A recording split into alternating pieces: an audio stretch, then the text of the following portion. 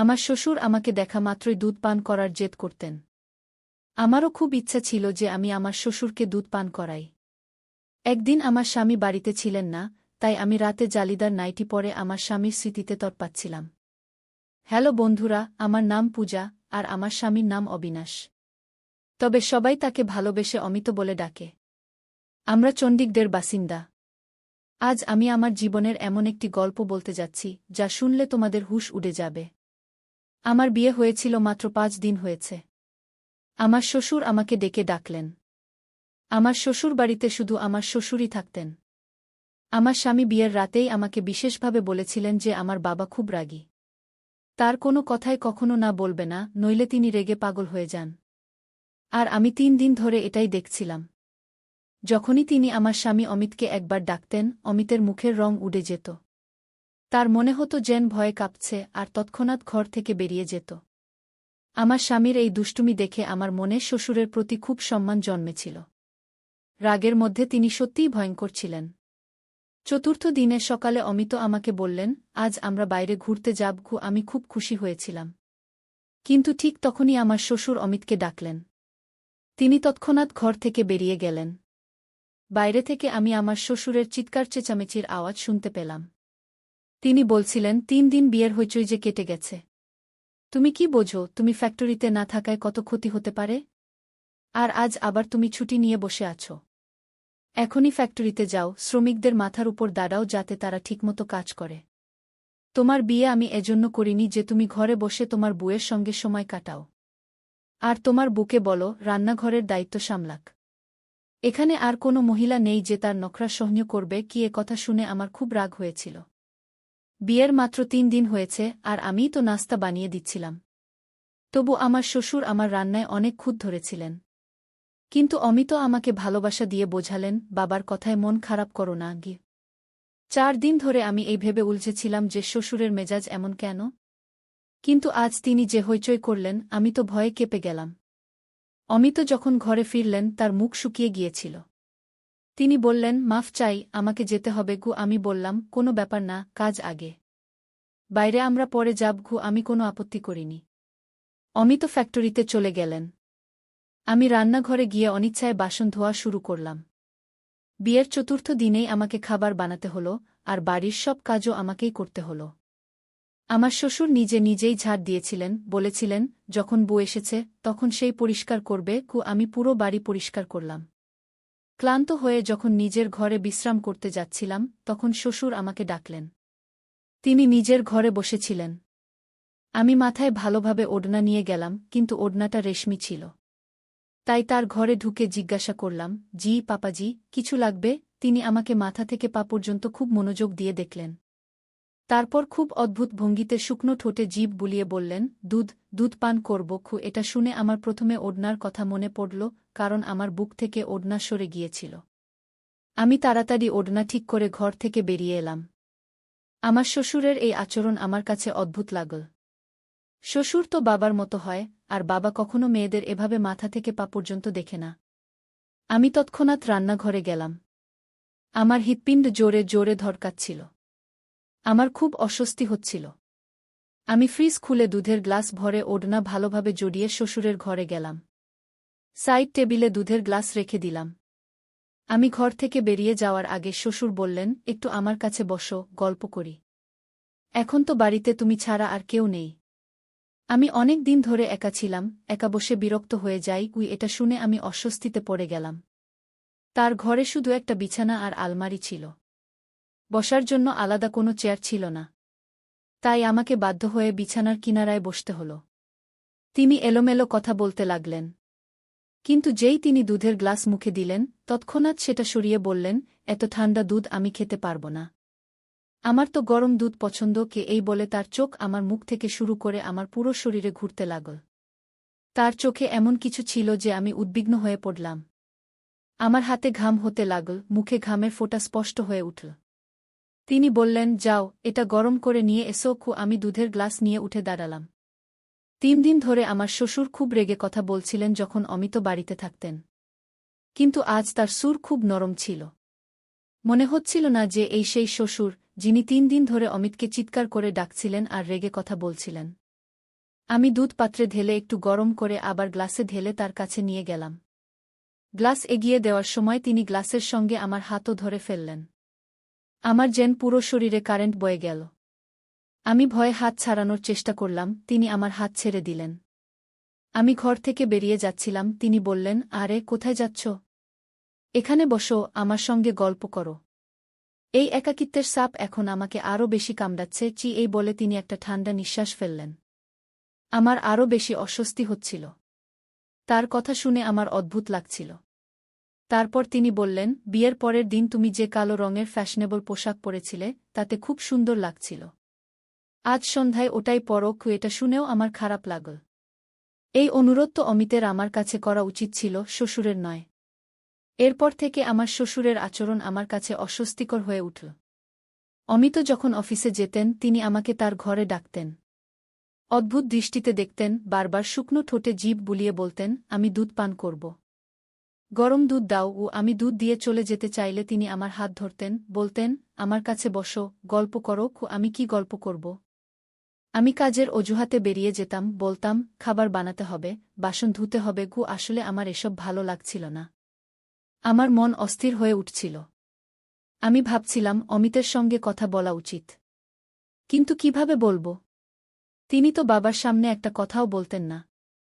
শুধু মাথা নিচু করে জি পাপা ই বলতেন। একদিন আমি রান্নাঘরে কাজ করছিলাম, হঠাৎ শ্বশুর এসে আমাকে পেছন থেকে ধরে ফেললেন। আমাকে টেবিলের সঙ্গে ঠেলে দিলেন এবং যা করলেন তাতে আমি আমার সম্মান বাঁচিয়ে নিজের ঘরে চলে গেলাম। ঘরের দরজা বন্ধ করে দিলাম, খিল লাগিয়ে দিলাম। বিছানায় বসে পড়লাম। অস্থিরতা আমার উপর ভর করেছিল। আমার পুরো শরীর কাঁপছিল। আমি ভাবতেও পারিনি যে আমার শ্বশুর আমার সঙ্গে এমন কিছু করতে পারেন। আমার চোখ থেকে অশ্রু ঝরতে লাগল। আমি ঠিক করলাম অমিতের সঙ্গে কথা বলব। আমি সারাদিন কোনো কাজ করিনি, নিজেকে ঘরে আটকে রেখেছিলাম।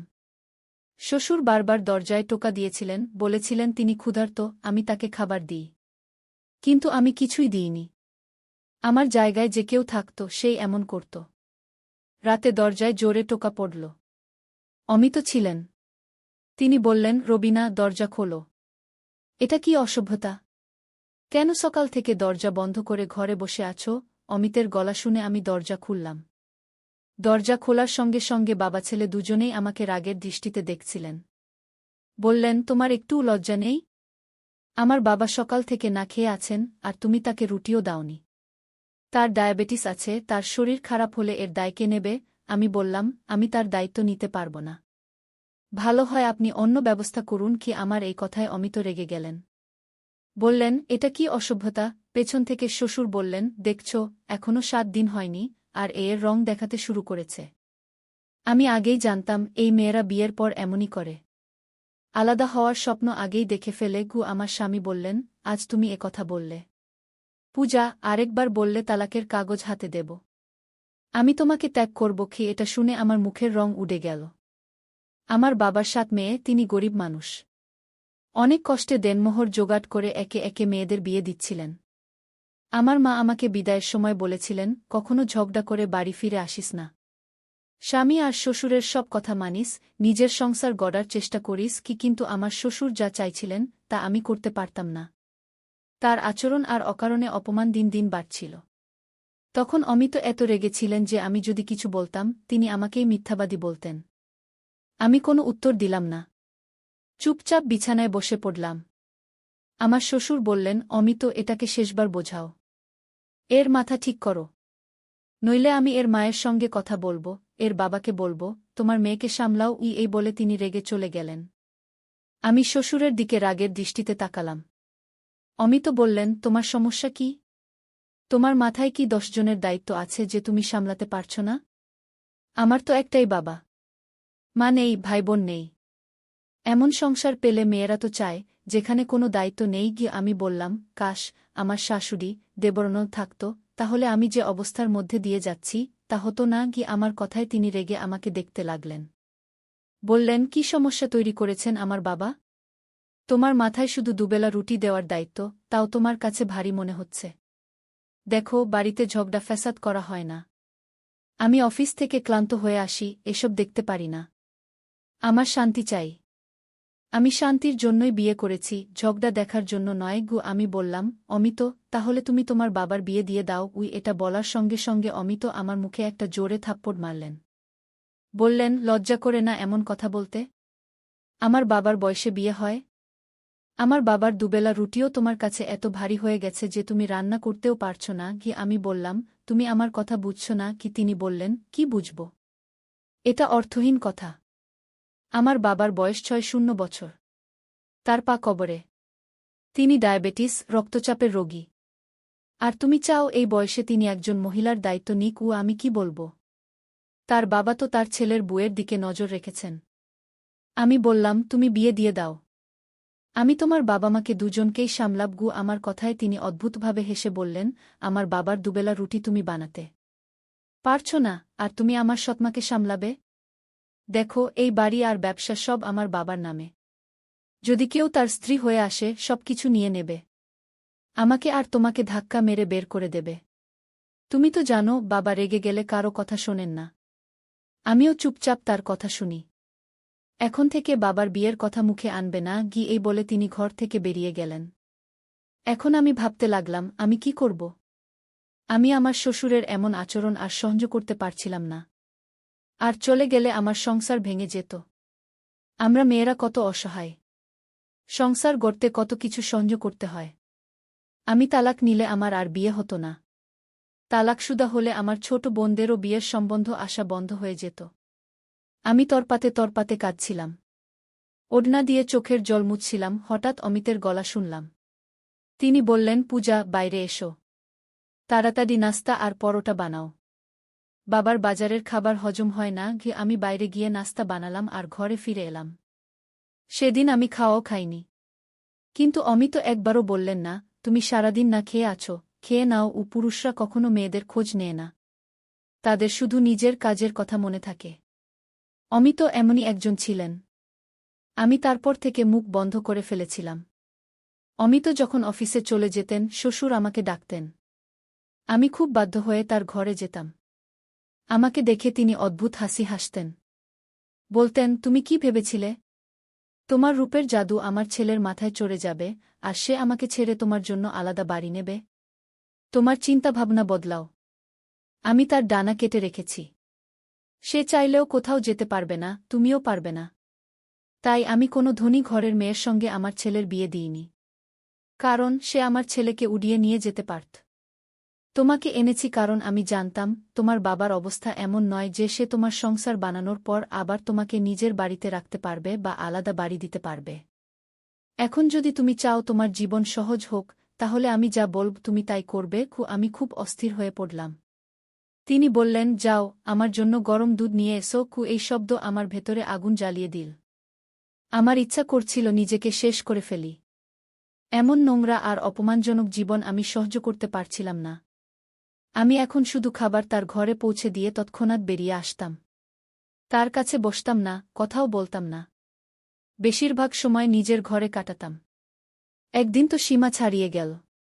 আমার শ্বশুর অমিতেরও লজ্জা রাখলেন না। রাতে খেতে খেতে তিনি আমার ফরমাশে বিরিয়ানি বানিয়েছিলাম। বিরিয়ানি খুব ভালো হয়েছিল। খেতে খেতে তিনি বললেন, আজ তুমি আমার মন খুশি করে দিয়েছ। খুব মজার খাবার বানিয়েছ। অমিত এটা শুনে হাসলেন। আমাকে গর্বের দৃষ্টিতে দেখলেন। কিন্তু আমার একটুও খুশি লাগেনি। তারপর শ্বশুর পকেট থেকে ২০০০ টাকা বের করে আমার দিকে এগিয়ে দিয়ে বললেন, এটা নাও, তোমার পুরস্কার। কিন্তু আমি বললাম, আমি আমার কর্তব্য পালন করছি। এটা আমার লাগবে না। আমার প্রত্যাখ্যানে অমিত আমাকে কড়া দৃষ্টিতে দেখলেন। বললেন, বাবা খুশি হয়ে দিচ্ছেন, না করো না। নিয়ে নাও। অনিচ্ছা সত্ত্বেও আমি ২০০০ টাকা নিলাম। আমি বাসন তুলতে উঠলাম। আমি উঠতেই শ্বশুরও উঠে দাঁড়ালেন। আমার দিকে এগিয়ে এসে আমাকে জড়িয়ে ধরলেন আর আমার কপালে চুমু খেলেন। আমি যেন পাথরের মূর্তি হয়ে গেলাম। তিনি বললেন, তোমার এই বদলে যাওয়া রূপে আমি খুব খুশি। এভাবে থাকলে খুব তাড়াতাড়ি আমার মনে জায়গা করে নেবে। এই বলে তিনি নিজের ঘরে চলে গেলেন। আমি অমিতের দিকে তাকালাম, যার মুখে কোনো ভাবান্তর ছিল না। কিন্তু আমার এটা খুব খারাপ লাগল। আমি বললাম, পাপার এটা কি ধরনের আচরণ? আমি তার সত্যিকারের মেয়ে নই। তার উচিত আমার সঙ্গে দূরত্ব রেখে কথা বলা। তার কি অধিকার আছে আমাকে বুকে জড়িয়ে নেওয়ার? ঈশ্বরও তো বলেছেন একটা বয়সের পর বাবা মেয়ের মধ্যেও দূরত্ব রাখতে হয়।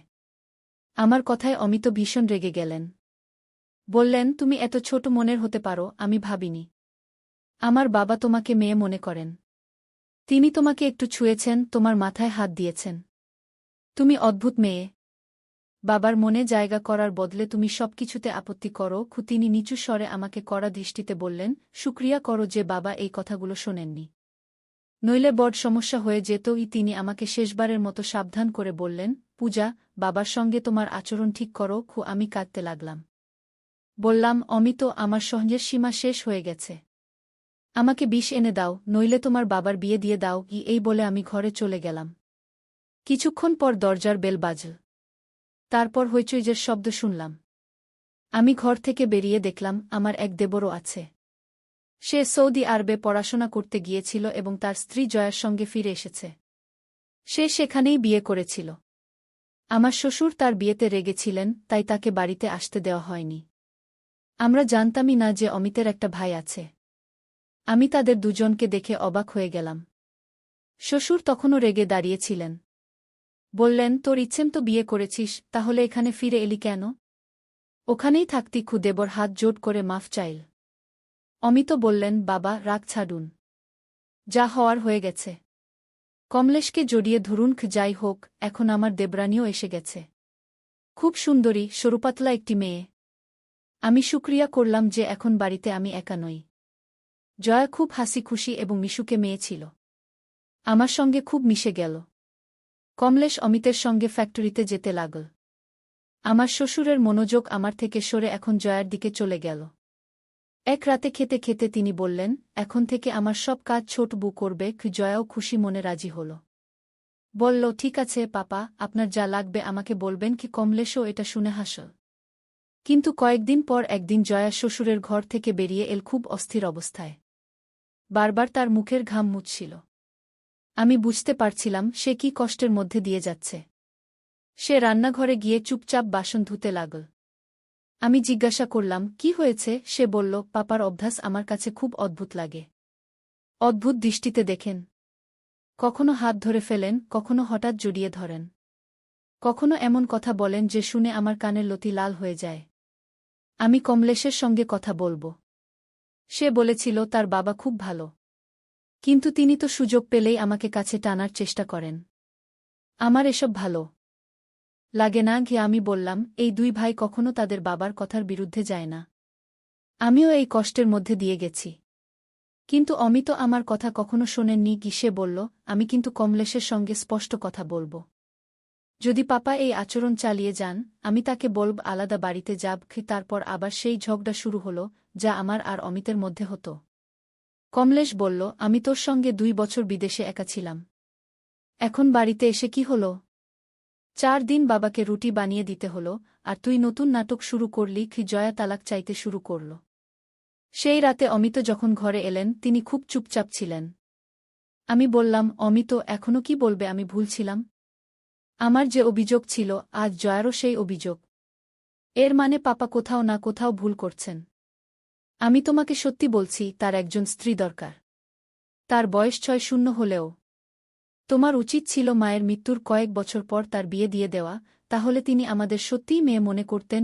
আমার কথা এবার অমিতের মাথায় ঢুকল। তিনি একবার বাবার সঙ্গে দ্বিতীয় বিয়ের কথা বললেন। প্রথমে শ্বশুর রেগে গেলেন। বললেন, এই বয়সে আমি বিয়ে করব? তোদের মাথা খারাপ হয়েছে। অমিত বললেন, একজন বিধবা মহিলা আছেন। তুমি যদি তার সঙ্গে বিয়ে করো, এতে কোনো ক্ষতি নেই। তিনি 4-0-5-0 বছরের ভাইদের উপর নির্ভর করে কষ্টে জীবন কাটাচ্ছেন। প্রথমে শ্বশুর নাটক করলেন, কিন্তু 2-4 দিন পর নিজেই বললেন, ঠিক আছে, আমি ওর সঙ্গে বিয়ে করব। কিছুদিনের মধ্যেই আমার শ্বশুরের বিয়ে হয়ে গেল। এর ফলে বাড়ির পরিবেশ অনেকটা ভালো হয়ে গেল।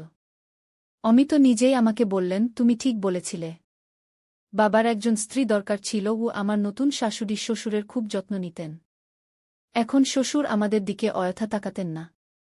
আমাদের সমাজে এটা খুব সাধারণ হয়ে গেছে যে বাবার বয়স বেশি হলে সন্তানরা তার দ্বিতীয় বিয়ে মেনে নিতে চায় না। আর এর ফলে নতুন বুদের এমন সমস্যার মুখোমুখি হতে হয়, যেমন আমি আর জয়াকে হতে হয়েছিল। বন্ধুরা, গল্পটি কেমন লাগল? মন্তব্য করে জানাও।